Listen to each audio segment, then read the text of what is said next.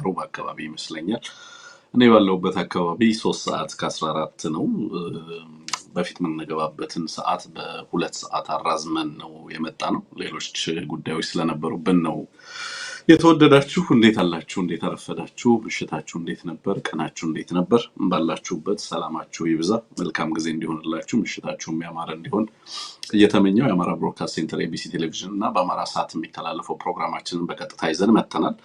እንድንገባ ያደረገን አዲስ በተለይ የአርበኛ ዘመነ ካሴን መግለጫ ተመልክተን ይህን ፕሮግራም እንድናዘጋጅ ሆነናል። ወደዚህ ወደ እናንተ እንዲደርስ ያደረገን ወደዚህ እንድንመጣ ያደረገን ዋነኛው ምክንያት ያንን መግለጫ መመልከታችን ነው። ስለዚህ መግለጫው ላይ ቆይታ ከእናንተ ጋር እናደርጋለን። ከመግለጫው ባሻገር ደግሞ እንደዚሁ የብልጽግና በቀጣይ ቀናቶች ምናልባትም ያደርጋቸዋል ብለን የምናስባቸው ነገሮች ይኖራሉ። እነሱ ላይም እናንተ ጋር እንመካከራለን። ምን መደረግ አለበት፣ ምን ህዝቡ ማድረግ ስላለበት ጥንቃቄም አንዳንድ ጥንቃቄዎች እናነሳለን ማለት ነው።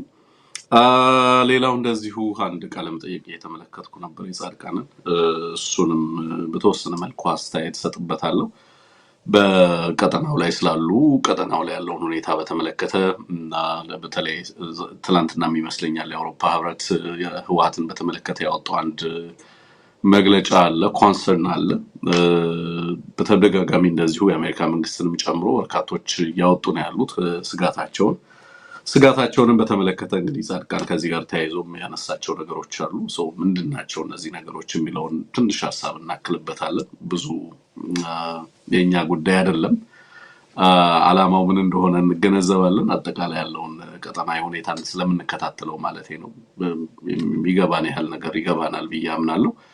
ከዛ ጋር ተያይዞ በርካታ ነገሮች በርካታ መግለጫዎች በቅርብ ጊዜ እንዲወጡ ፍላጎት እንዳለ መለከታለሁ። በሱ ንግግርና ቃለ መጠይቅ ላይ ትንሽ የተወሰነ ነገር እዛ ላይ ማለት ፈልጋለሁ።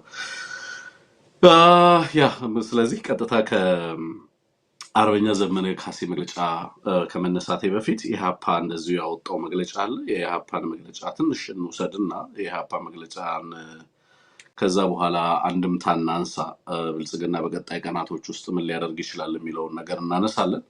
ከዛ በኋላ የአርበኛ ዘመነ ካሴን መግለጫ እንመለከታለን። የአርበኛ ዘመነ ካሴ መግለጫ ፓወርፉል፣ በጣም ጠንከር ያለ መግለጫ ነው።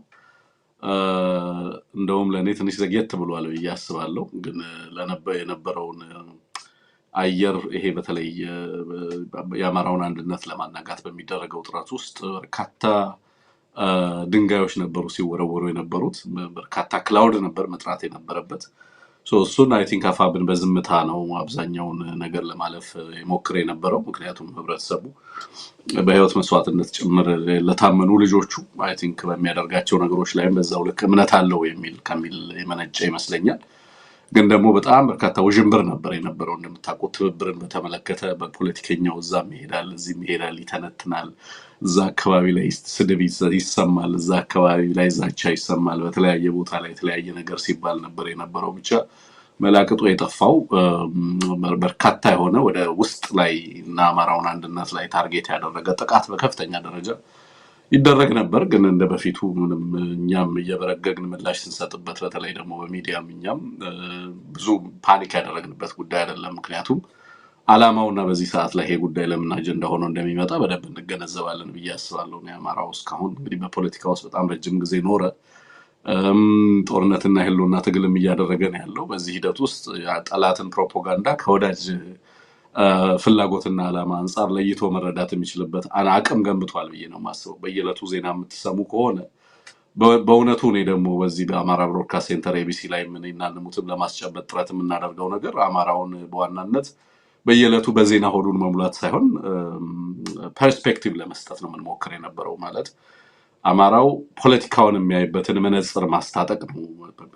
በዋናነት ህልዮቱን ቴዎሬቲካል ፍሬምወርኩን ከሰጠ ነው የትኛውንም ጉዳይ በራሱ ሚዛን በራሱ ማንጻሪያ እንዲለካ ያስችለዋል ብለን ስለምናምን ነው። በየዕለቱ የምንነግራችሁ ነገር እዚህ ጋር እንዲሆነ እዛ ጋር እንዲሆነ አይደለም። ዋናው ነገር ያለንበትን ሁኔታ በደንብ እንድትገነዘቡት ማድረግ ነው። ከዛ በኋላ በሚኖራችሁ ፐርስፔክቲቭ አማራነትን በደንብ መላበስ ከቻላችሁ እያንዳንዱን ጉዳይ በደንብ መመርመር፣ መፈተሽ እና ደግሞ ለምን ዓላማ እያንዳንዱ ነገር እያንዳንዱ አባባል ለምን ይባላል? ለምን እንደዚህ አይነት አሰላለፍ ይመጣል? ምንድነው ይሄ አላማው ግቡ ምንድነው የሚለውን ትፈትሻላችሁ የሚልም እምነት አለ። ግን ሁሉ ጊዜ እዛ ደረጃ ላይ መድረስ ደግሞ ቀላል አይደለም። በሂደት እንግዲህ ወደ እንደዛ አይነት ግንዛቤ ላይ መምጣት ብዙ ጊዜ የሚጠይቅ ነው።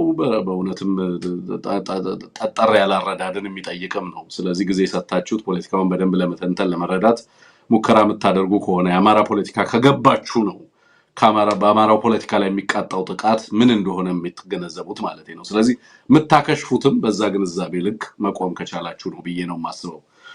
ከዚህ በፊት ግን እንደዚህ አይነት ጥቃቶች ወይንም ደግሞ አማራውን ታርጌት ያደረጉ የፕሮፓጋንዳ ጥቃቶች ሲመጡ አስቸኳይ መግለጫዎች ብዙ ፍራስትሬሽን ነበር መለከት የነበረው። አሁን አማራው በራሱ በደንብ ይህን ጉዳይ የሚገነዘብ በመሆኑ በየቦታው ሲታገላቸው ሲመክታቸው ማየት እየተለመደ መጥቷል። ይሄም የፖለቲካ ብስለት የፖለቲካ አተያየት እድገት አካል ተደርጎ ሊወሰድ የሚችል ነው ብዬ ነው የማስበው። ስለዚህ የምንሰጋበትና ፓኒክ የምናደርግበት አይደለም። አገዛዙ እየታገልከው ከሆነ አንተ በምታገልበት ስልት ላይ ምን አይነት ስልቶችን ቀይሶ አንተን ለማጥቃት ይመጣል የሚለውም በደንብ ማወቅ ይኖርብሃል።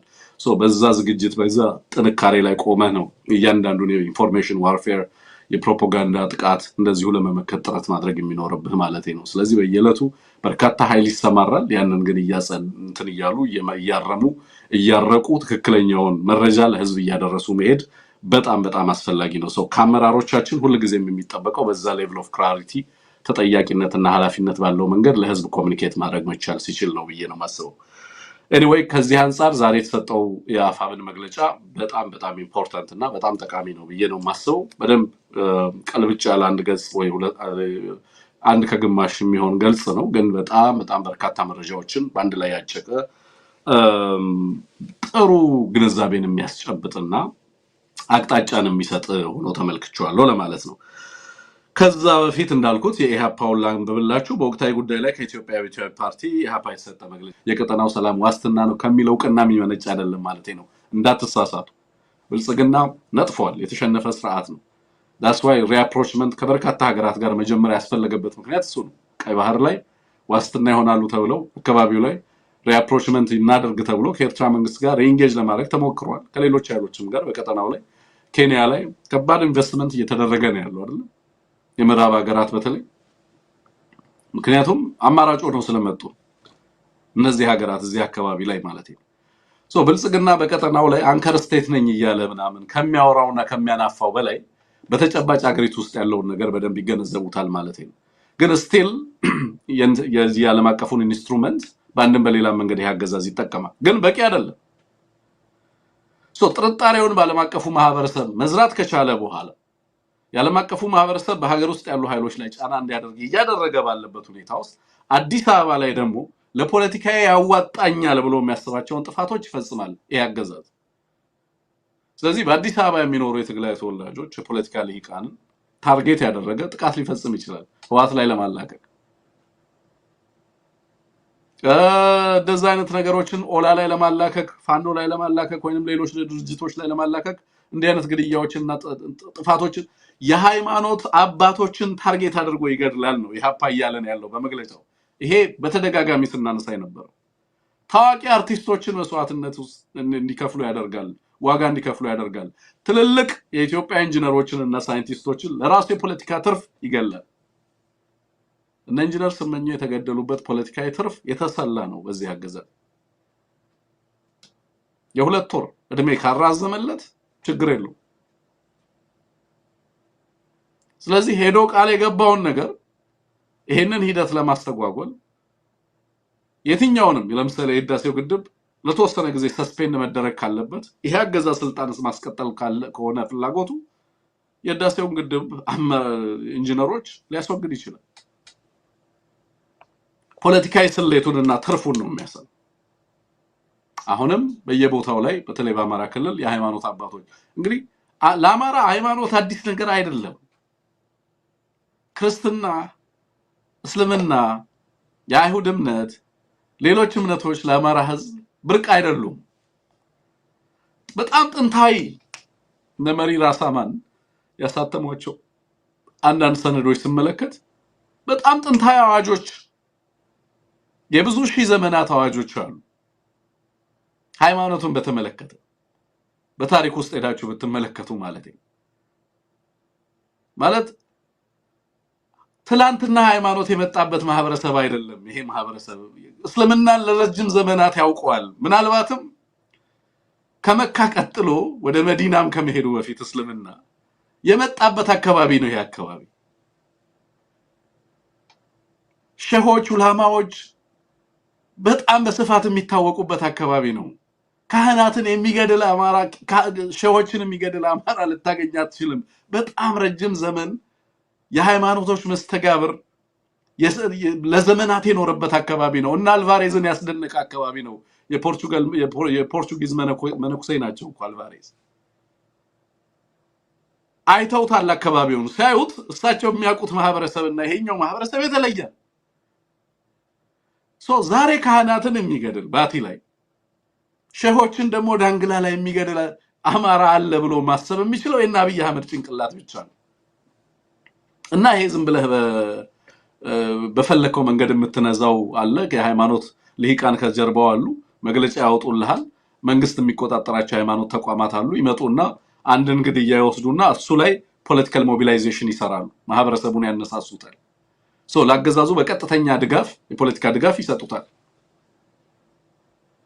ለሺህ ዘመናት አብረው የኖሩ ተቋማት ህብረተሰቡ ጋብቻውና ማህበራዊ መስተጋብሩን ብቸኛው ህዝብ ነው የአማራ ህዝብ። ነገራችን እስላም መሆን ክርስቲያን መሆን በአማራ ማህበረሰብ ውስጥ ማህበራዊ መስተጋብርንና የየዕለት ተዕለት ኑሮን አፌክት ያደርጋል። it's the only society ኢትዮጵያ ውስጥ ሙስሊም ከክርስቲያን የሚጋባበት ድንበር የሌለው በሃይማኖት ምክንያት ሰዎች ጀጅ የማይደረጉበት ማህበራዊ ስትራታ ማህበራዊ ክፍፍል የማይሰጣቸው በሃይማኖታቸው ምክንያት ፕሮብለም አይደለም ለአማራ ህዝብ። ልዩ ሐሳብ ልዩ ሃይማኖት ቢኖርህ ችግሩ አይደለም።